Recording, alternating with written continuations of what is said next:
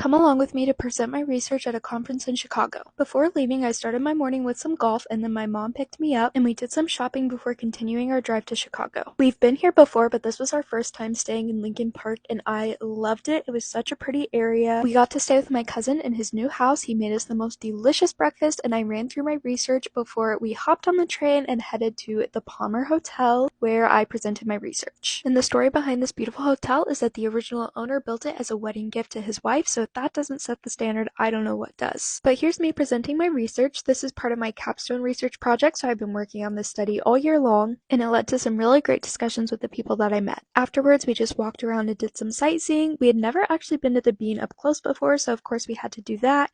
Here are some of my favorite buildings in Chicago always. And then we headed to dinner, which was a French-Vietnamese fusion restaurant.